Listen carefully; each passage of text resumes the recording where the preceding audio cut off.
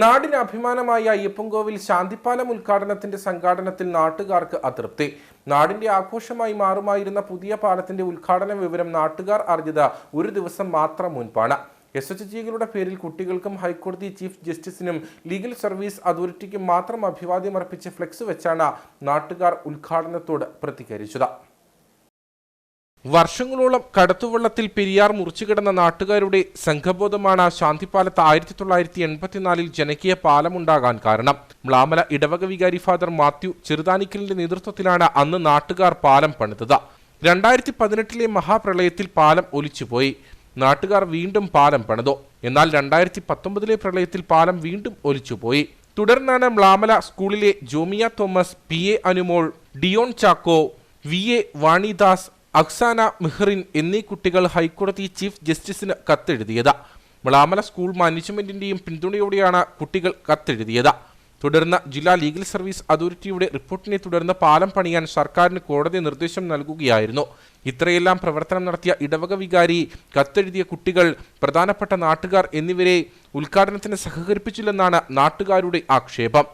പാലം ഉദ്ഘാടനം എന്ന് പറഞ്ഞാൽ നമ്മൾ ഈ സ്കൂളിലെ കുട്ടികളും സ്കൂൾ മാനേജ്മെന്റും എല്ലാവരും ചേർന്ന് ലീഗൽ സർവീസ് അതോറിറ്റി വഴി ഹൈക്കോടതിക്ക് പരാതി കൊടുത്തിട്ടാണ് ഈ പാലം അനുവദിച്ച് കിട്ടിയത്. അതിനു മുമ്പ് ഈ സ്ഥലം MLA യോടും ഗവൺമെൻറ് അധികാരികളോടും എല്ലാം പല പ്രാവശ്യം ആവശ്യപ്പെട്ടിട്ടും 2018 19 പ്രളയം നടന്നിട്ട് ഈ പാലം ഇവിടുന്ന് പോയി കഴിഞ്ഞപ്പോഴും ആവശ്യപ്പെട്ടിട്ടും ആരും തിരിഞ്ഞു നോക്കിയില്ല. അങ്ങനെയാണ് ഈ പിള്ളേർ സ്കൂളിൻ്റെ നേതൃത്വത്തിൽ ലീഗൽ സർവീസ് അതോറിറ്റി വഴി ഹൈക്കോടതിക്ക് പരാതി കൊടുക്കുന്നത്.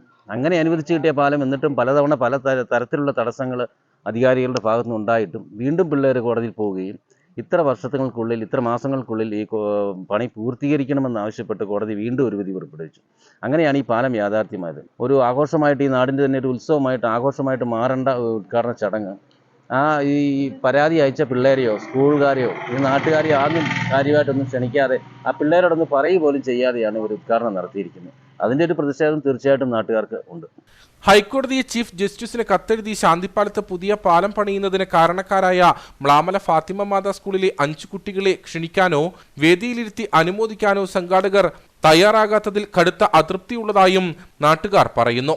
പാലം ബേസിക്കലി വന്നത് സ്കൂളിൽ ഇടപെട്ടതുകൊണ്ട് മാത്രമാണ് നമുക്ക് ഇവിടെ ഒരു പാലം കിട്ടിയത്. 2 തവണ പ്രളയം വന്നപ്പോഴും ഈ പാലം പോയി. നാട്ടുകാർ തന്നെയാണ് ഈ പാലം ശരിയാക്കിയത്. പിന്നെ ഈ പാലം 3ാമതൊരു തവണ ശരിയാക്കാനുള്ളൊരു അതിൻ്റെ ആവശ്യം ശരിക്കും ഇല്ല. ഇത് ചെയ്തു തരേണ്ടത് ശരിക്കും ഗവൺമെൻറ്റാണ്. അപ്പം നമ്മൾ ഗവൺമെൻറ്റിനെ സമീപിച്ചു. പല സ്ഥലങ്ങളിലും നമ്മൾ കംപ്ലയിൻറ്റ് കൊടുത്തു.